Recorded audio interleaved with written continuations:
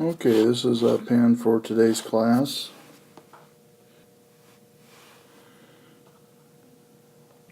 Let's go right into the objectives for the chapter on hardening software, looking at SQL injection and various security applications, managing updates in operating system, buffer overflows, and configuring operating system.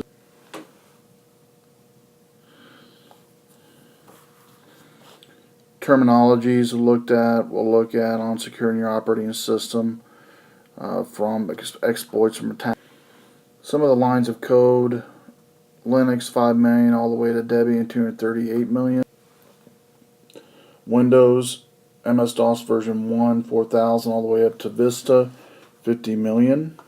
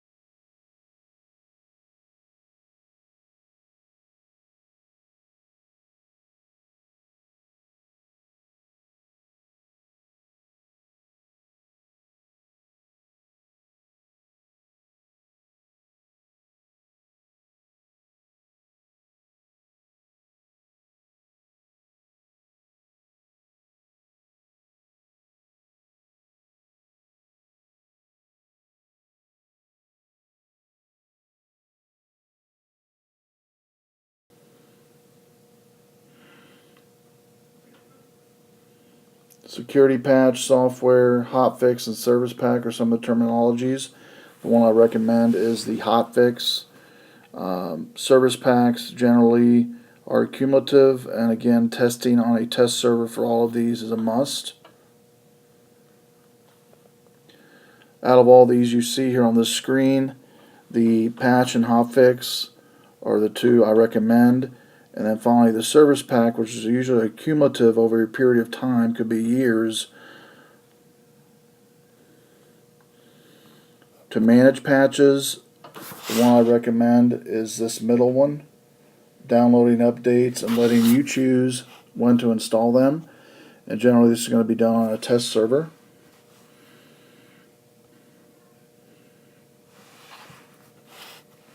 When you're managing updates locally on a server, you're going to also be able to push them out automatically. There's prepackaged softwares that allow you to do that.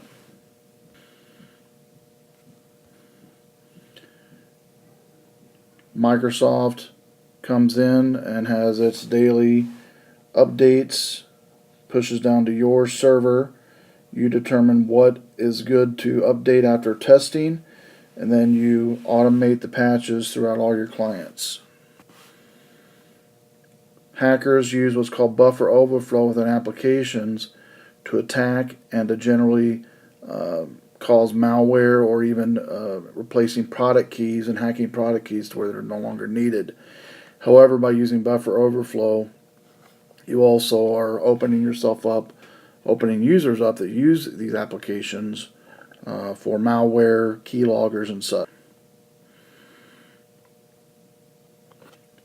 In buffer overflow, what's happening here is they're basically taking and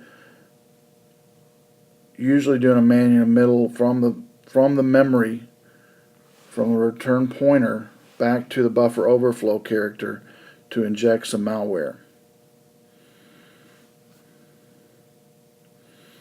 Windows does have some protection against this. DEP is one that's turned on automatically. Data execution prevention does not allow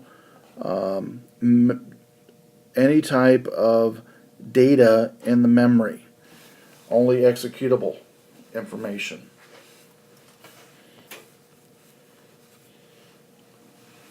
And this is what it looks like to turn on. Next is the ASLR. This basically randomly assigns the operating system with a location of memory, making it harder for the attacker to locate and take advantage of functionality within executables. Organizations generally take a fourfold approach to configuring operating system protection: security policy, configuration baseline, security template, and deployment. And then lastly, web browsers. Web browsers can be attacked in these following ways: cookies, JavaScript, Java, ActiveX, and cross-site script.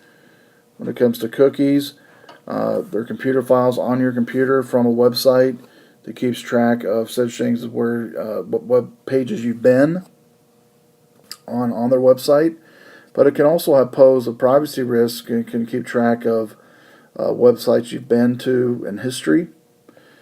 The defense of this is to include disabling them, but most websites require them, so this would not be a good recommendation for a computer network. JavaScript is the next type of way to exploit a website. Basically on this one, just not allowing the users to, the browsers to run a JavaScript and run a program on a local computer. For JavaScript, when they go to the web server, it actually takes that and runs it on the computer itself. Several defense mechanisms to prevent JavaScript from causing problems. Make sure JavaScript does not support certain capabilities. JavaScript has no networking capabilities whatsoever. JavaScript programs can capture user information without their knowledge. The defense against it: disable it, but again, most websites require it. Java is built by Sun to create standalone applications. Generally, not much issue with Java's anymore, but it can create a hostile application or program. What Java has done is created for its defense mechanism a sandbox environment that when it sees a hostile Java applet or an unsigned applet, it will surround it around a sandbox to keep it away from other data and resources on the local PC.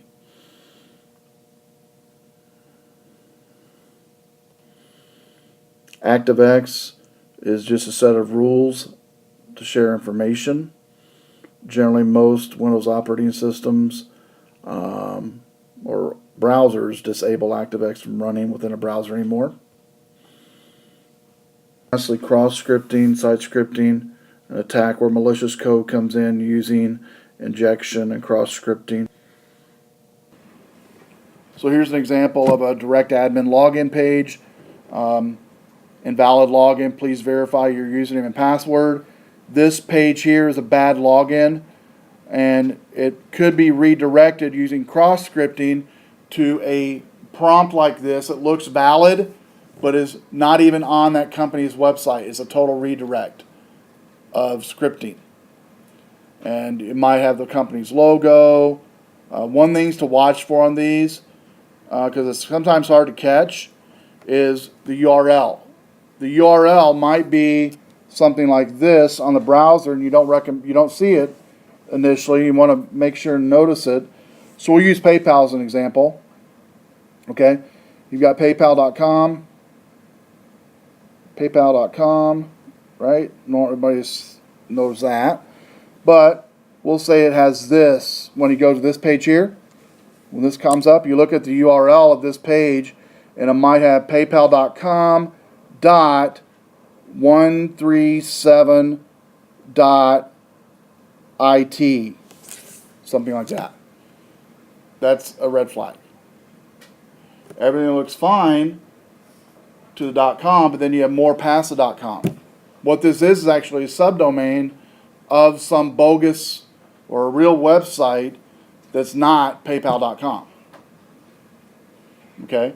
And it's very easy to create subdomains that look like a real domain if the user's not watching it and they're in a hurry. Okay? Which a lot of users are. So in this one here, they give the example of a fake name that they enter in, a bad log entered. And what happens on this one, though, the example they use here is the attacker finds a vulnerability in a website using cross-scripting. He enters in whatever, say admin, fake name, whatever. Then, number 2, the attacker creates an attack URL, fakesite.com, login.asp. Then 3, the fake email sent to the user with the attack URL telling them to update their password. They update their password, and the attacker actually gets a real username and password. Better example of this, I think we do this semester, where we do a man-in-the-middle attack using a Facebook, fake Facebook site, and we have you guys log in. It looks like a real Facebook page.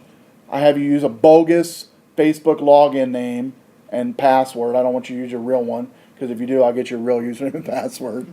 And so use a bogus username and password. And what happens is when you put it, say it was your real one, right, that you're putting in there, it would say all the time, 100% of the time, it would say password incorrect. And then you'd enter it in again, the second time.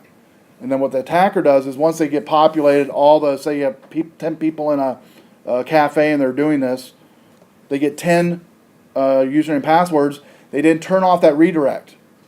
And so the second time they try it, they get into the real Facebook page. And they're like, well, maybe I typed it in wrong. Right?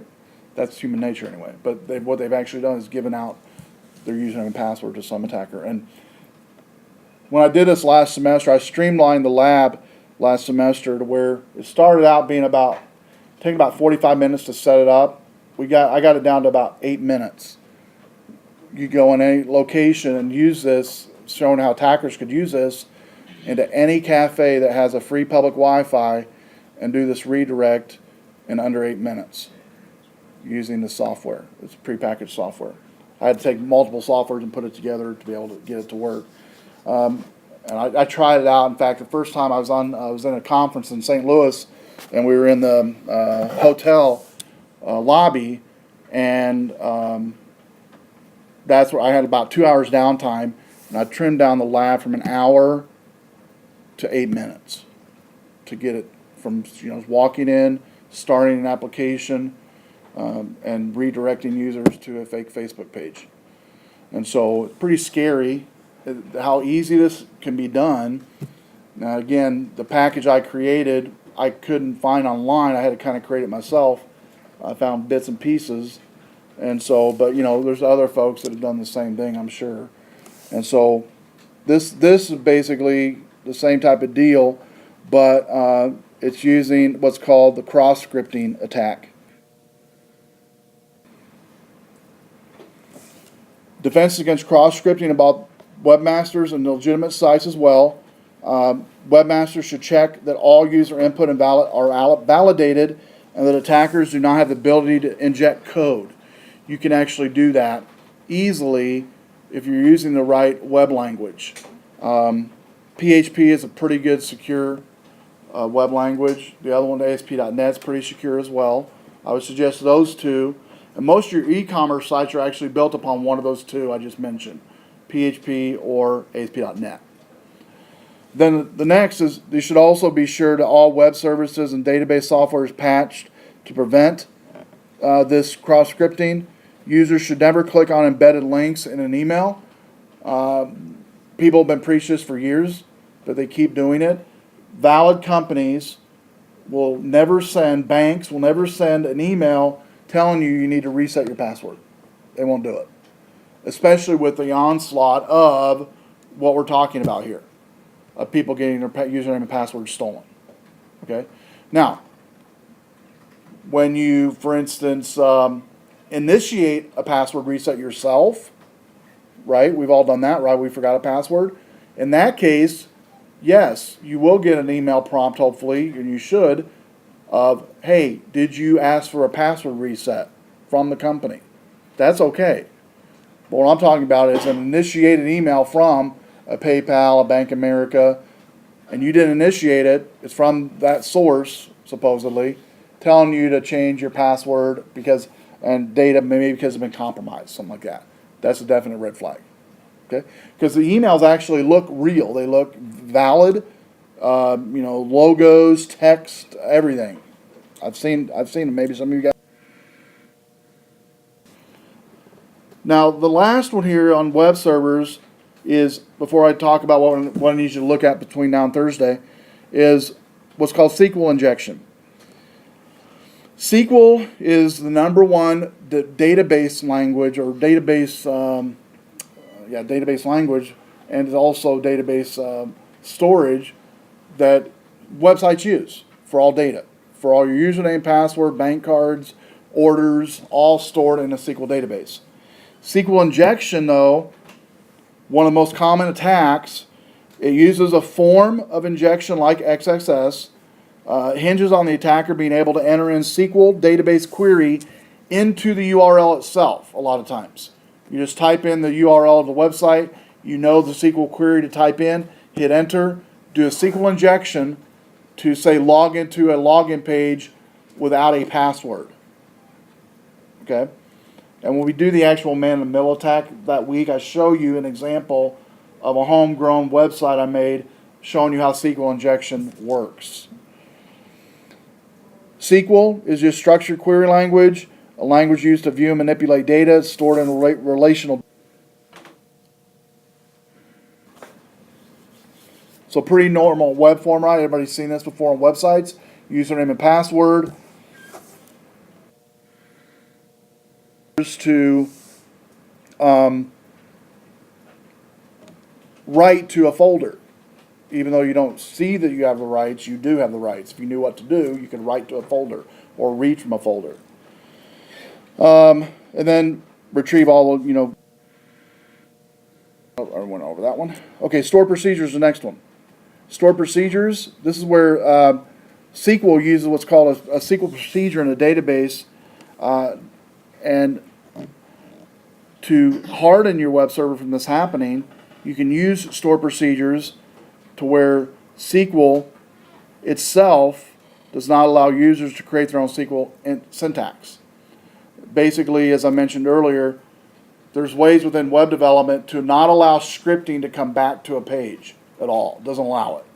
If it sees any type of scripting, whether it be SQL or HTML, won't allow it to come in. You can do that as well. There's actually code you can put at the top of web pages while you're developing that will block any type of injections from happening.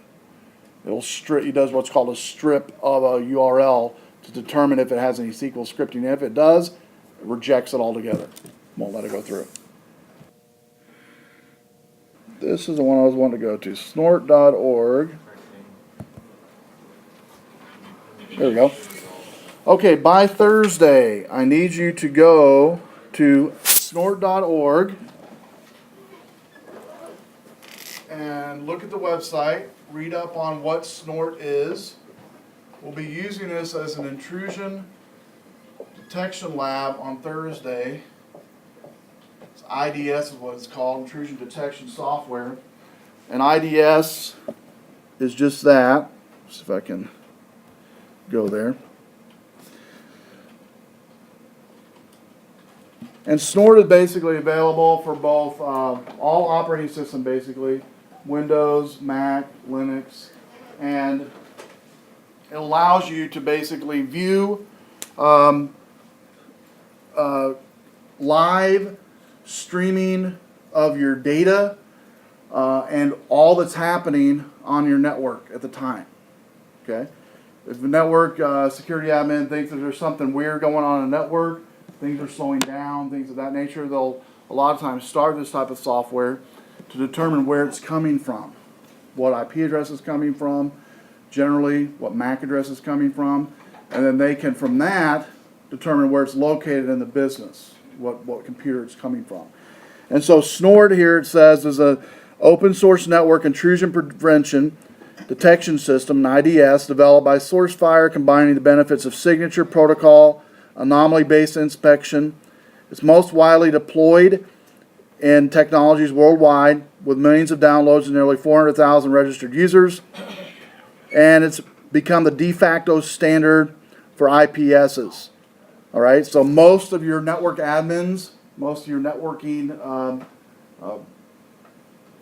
places that monitor system and networking traffic will use this type of software called SNORD, used heavily within network security areas to determine anomalies, to determine where payloads are where they shouldn't be, peaks in networks where they shouldn't be, and then be able to trace them down. So look at this website. You don't need to download it. You can if you want to.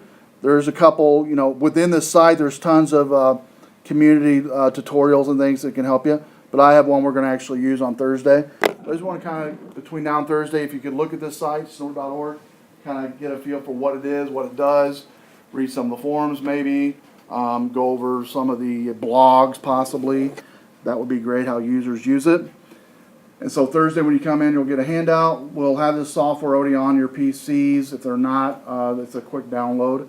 I might just do that and have you guys download and install. That way you can do it later at home. All right? So any questions about Thursday? So make sure you read on this before you come to class. I'm not going to really test you on anything on the reading. Just I want you to be aware of it, what it's about, before we actually start doing the lab. Okay?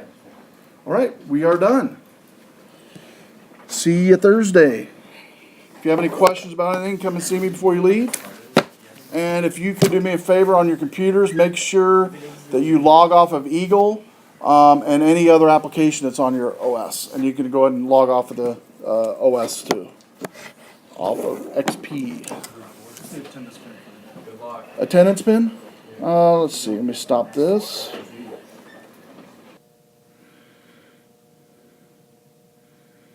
Again, make sure you check out snort.org before coming to class on Thursday.